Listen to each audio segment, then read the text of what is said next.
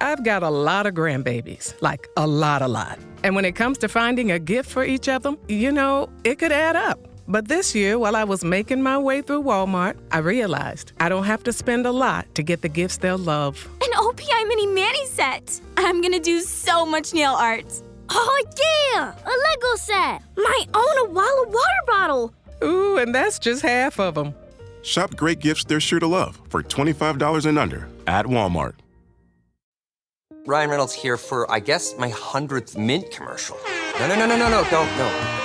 No. I mean, honestly, when I started this, I thought I only have to do like 4 of these. I mean, it's unlimited premium wireless for $15 a month. How are there still people paying 2 or 3 times that much? I'm sorry, I shouldn't be victim blaming here. Give it a try at mintmobile.com/save. Whenever you're ready.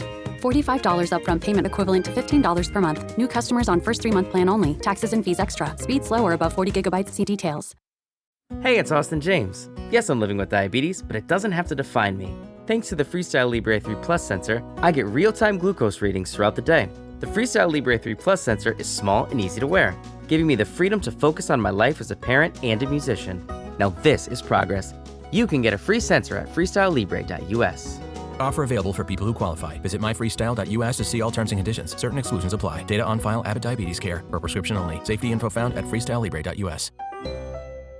Before we dive in, just a quick heads up. This episode will discuss serious accusations involving voyeurism and exploitation and sexual harassment in the world of cheerleading. So please take care while listening. Here they are, your Dallas Cowboys Cheerleaders. It's November 10th, 1975, and the Dallas Cowboys are facing off against the Kansas City Chiefs in Irving, Texas. Texas Stadium is packed with over 60,000 fans filling the stands, most of the crowd just too hyped to sit. In the third quarter, the focus and the camera shifts to the sidelines. The Dallas Cowboys cheerleaders are rallying the crowd in their iconic blue and white uniforms. As the team set up on the line of scrimmage, the shot pans to cheerleader Gwenda Swearingen, who winks at the camera. It's a quick move, barely lasting a second, but its impact is immediate. I think she was doing that for you, Frank. No, she was very effective. Within days, that moment makes headlines. The Dallas Cowboys cheerleaders are on their way to becoming a household name. Now, the Cowboys did lose to the Chiefs in that game, but they end up making the Super Bowl a couple of months later. And by Super Bowl X in January 1976, the Dallas Cowboys cheerleaders are as much a part of the show as the football itself. Their routines captivate millions and solidify cheerleading as an enduring symbol of American sports.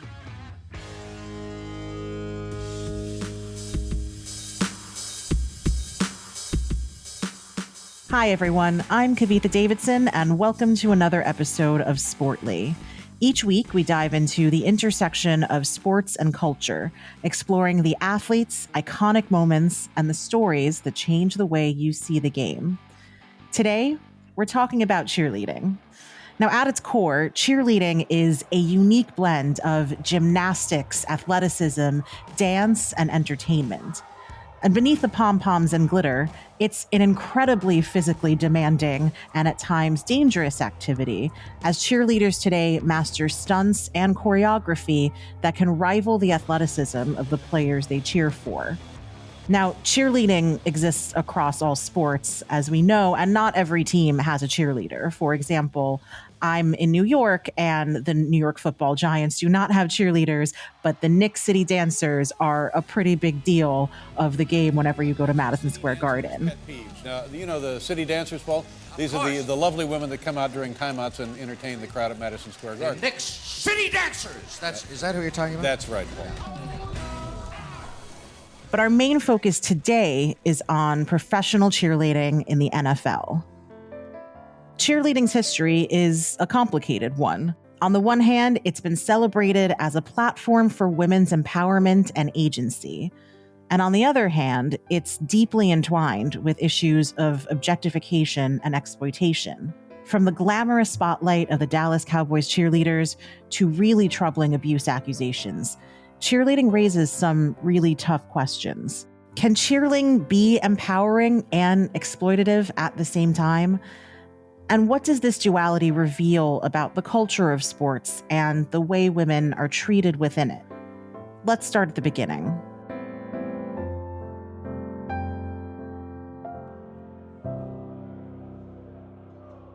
It's the early 1900s, and we're at a West Point Academy football game in West Point, New York. A young cadet with an unmistakable presence stands tall, megaphone in hand. He's leading the crowd in a series of chants, his voice booming over the roar of the crowd through call and response cheers. The name of that young cheerleader is Dwight D. Eisenhower.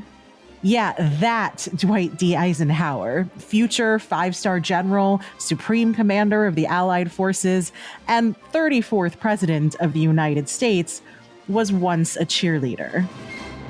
General Eisenhower addresses the assembled battalion. You young men have this war to win. It is small unit leadership. Now, to clarify, this wasn't really his first choice. Eisenhower was a promising football player who also fenced, rode horses, and boxed, to name just a few of his athletic interests. But after a devastating knee injury ended his playing days, he traded in his jersey for a megaphone and took on the role of cheerleader, also known at the time as yell leaders. Back then, cheerleading was about rallying the crowd, not so much the acrobatics or the spectacle or the dancing that we see today, and it was actually a predominantly male activity. In fact, 3 other U.S. presidents, including FDR, Ronald Reagan, and George W. Bush, were also cheerleaders in their youth. The role begins to shift during World War II when, out of necessity, women step into roles that had usually been reserved for men, including cheerleading. By the 1950s, cheerleading evolves into a blend of synchronized dance and visual performance, often emphasizing femininity alongside athleticism. In the 60s and 70s, everything really changes. The 1970s mark a turning point for women in America, with the second wave feminism and sexual liberation movements pushing for greater equality, reproductive rights, and personal freedom and autonomy. And we see this particularly in the enactment of Title IX and increasing opportunities for women in sports. As women fight to redefine their roles, cheerleading changes alongside these shifts in society. The Dallas Cowboys Cheerleaders, as we mentioned, become a household name and a cultural phenomenon. We Dallas Cheerleaders are telling our friends about super rich Fabergé organic shampoo with pure wheat germ oil and honey. For super shine, super body, and fresh smelling hair, use it every day. The high expectations and protectiveness of figures like Suzanne Mitchell, director of the DCC from 1976 to 1989, helps shift cheerleading from being just a sideline job to a position with huge cultural recognition. The cheerleaders aren't just about dancing and cheering. They're as widely known for their beauty and talent as they are for their extensive charity work and serving as ambassadors of the Cowboys team. Mitchell's vision for the DCC turns the squad into a brand that represents empowerment, elegance, professionalism, and charity. Mitchell also recognizes the potential for the Cowboys cheerleaders to become sex symbols alongside women of the era like Farrah Fawcett and Faye Dunaway. She more than doubles the size of the squad, holding open auditions alongside a former Broadway choreographer and ushering in their signature dance style. But one of the biggest competitions in all of pro sports happens not out on the playing field, but on the sidelines. It's the battle to become a Dallas Cowboy cheerleader. The Volvo XC60 plug-in hybrid is about performance, not just on the road, but in life. With not only trunk space, but room to make memories. It's electric, with a backup plan, where the only speed that matters is how fast you can slow down. The Volvo XC60 plug-in hybrid. Performance where it matters the most. Visit volvocars.com/US to learn more. Did you know Nationwide is so much more than a great insurance company? They're one of America's largest financial services companies. Like how I'm more than just quarterback Peyton Manning, I'm also meditating Manning.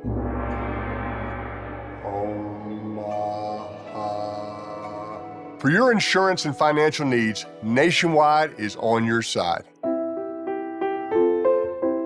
Nationwide Investment Services Corporation, member FINRA, Columbus, Ohio. Now, they had already worn their now iconic blue and white cowgirl-inspired uniforms for a number of years, but Mitchell recognizes that they are just made for TV. To today's viewer, those uniforms are relatively tame, but at the time, they're seen as unconventionally sexy, with fringed shorts and crop tops and go-go boots. Cameramen begin focusing on cheerleaders on the sidelines in close-ups, unfortunately known as honey shots. And it's all part of an overall effort in the NFL to use television in new ways to turn games into whole entertainment events. It really can't be overstated just how much of a cultural phenomenon the Dallas Cowboys cheerleaders are at this time. They're featured in calendars and pinup posters, movies and commercials. And in 1979, the DCC even get their own made-for-TV movie about a news editor who sends his girlfriend undercover to try out for the squad in an effort to expose the team and its seedy underbelly and to write a scandalous article that will hopefully save his career. Goody look, but don't touch nonsense. I want to cut through all that phony PR and show those girls for what they really are. And you know why? Because I'm in the news business. Only he discovers that they're hardworking, wholesome, and squeaky clean, regardless of what people think about how they dress or dance. The DCC doesn't just redefine cheerleading during this era. They change the way people see women in the spotlight. They bring a mix of strength, grace, and professionalism that tell a new story, women who own their power and aren't afraid to shine. But not everyone is a fan of the way these women feature themselves. Some feminists criticize them for exploiting themselves as sex objects, and many on the religious right denounce them as immoral for wearing revealing outfits. So they kind of get it from all sides. But a few years ago, I interviewed a number of these former Dallas Cowboy cheerleaders who worked on these emerging squads in the 1970s. And while some of them certainly took issue with some of the rules and practices that they came under, pretty much everyone that I talked to emphasized that they chose to be there and they knew what they were signing up for, and that choice should be respected. Now, that said, the past few years have certainly revealed many instances of exploitative working conditions, low pay, and in some cases, abuse suffered by NFL cheerleaders throughout the years. The pressure to maintain a specific image is relentless. Cheerleaders are often held to very strict beauty standards and weight limitations. Squads have subjected their cheerleaders to regular weigh-ins, which cause some women to forego eating on those days to stay within a 3-pound range of their ideal weight. Many have spoken about the toll that this takes on their mental health and body image, which was a key theme in the recent Netflix docuseries America's Sweethearts, the Dallas Cowboys Cheerleaders. Yo, heads up, it's time, it's focus. Beautiful, classy, feminine. Everything would be perfect if I were that woman. It's a lot of pressure every single night. Our job is to make it look easy. Since I was little, Dallas Cowboys Cheerleaders, that's what I want to do. And then there's the issue of pay. According to a 2022 report by NBC Sports Boston, the average pay for NFL cheerleaders is around $150 per game, which comes to about $22,500 a year. There are also nominal fees of around $50 to $75 per public appearance. Now, this barely covers the time that they spend rehearsing, performing, and getting ready. Some squads even require their cheerleaders to spend hundreds of dollars of their own money on their uniforms. The issue of fair pay has been the subject of numerous lawsuits in the past decades. In 2014, Lacey Thibodeau Fields, a former cheerleader for the Oakland Raiders who was known as Lacey T, filed a class action suit against the team claiming wage violations. She said that the Raiderettes were effectively earning less than $5 an hour due to a flat payment system of $125 per home game, which did not account for mandatory unpaid rehearsals, public appearances, and other team-related activities. I think a lot of people are really scared. I mean, the media attention is extremely intimidating for most people, and to get their name out there and potentially end their career, it's scary. So, yeah, as of right now, I'm the only one standing up. In 2014, the Raiders agreed to pay $1.25 million in back pay to 90 former Raiderettes. At least 10 NFL teams have been sued by cheerleaders for wage theft, unsafe working conditions, sexual harassment, and discrimination. The darker side of these lawsuits first came to light in the early 2000s. In 2002, dozens of former Philadelphia Eagles cheerleaders filed a lawsuit against 29 NFL teams, saying that there had been peepholes into their showers at Veterans Stadium for decades. They said the peepholes allowed visiting players to spy on them and was an open secret that had been passed down among players dating all the way back to 1983. And it seems that things like this just aren't an isolated issue. In 2015, the Dallas Cowboys were rocked by accusations made against Richard Dalrymple, the former longtime senior vice president for public relations and communications. 4 cheerleaders accused him of voyeurism, saying that they saw him standing behind a partial wall in their locker room as they were changing, with an iPhone extended toward them. President Rich Dalrymple recorded video of the cheerleaders changing in a locker room at AT&T Stadium in 2015. The report claims Dalrymple was also accused of trying to snap upskirt photos of a woman executive, a daughter of Cowboys owner Jerry Jones, in a separate incident. In 2022, ESPN reported that the Cowboys had quietly paid the women a $2.4 million settlement back in 2016, and the women and their family members had to sign an NDA at the time. That report was published 2 weeks after Dalrymple retired from the team.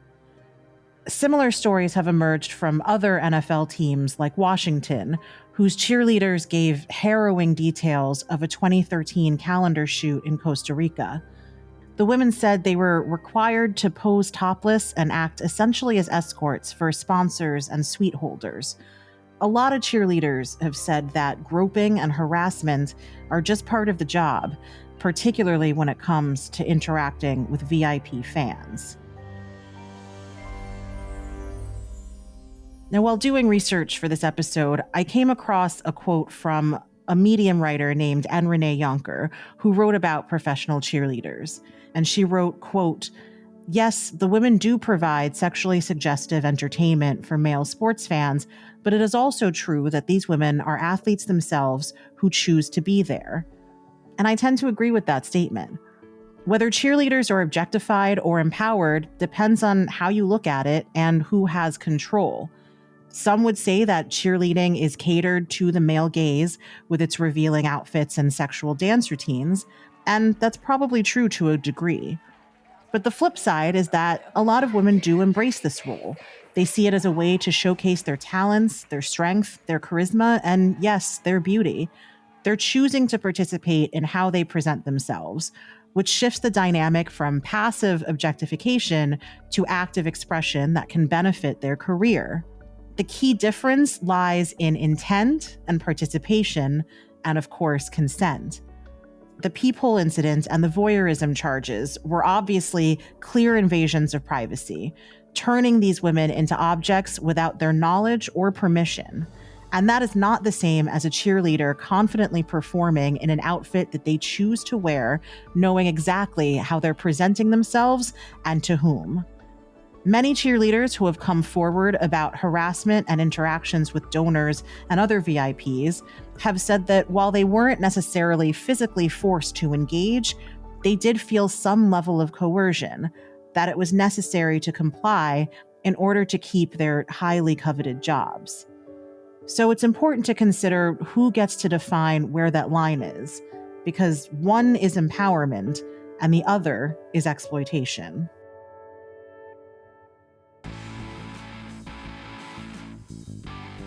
Thanks so much for listening to Sportly. Sportly is an Immigrantly media production. This episode was produced by Sadia Khan and Shay Yu, written by Jonathan Hazel, Shay Yu, and me, Kavitha Davidson. Our sound designer and editor is Paroma Chakravarti. Our theme music was created by Simon Hutchinson. Other music by Epidemic Sound. Tune back in next week and every week after for more Sportly.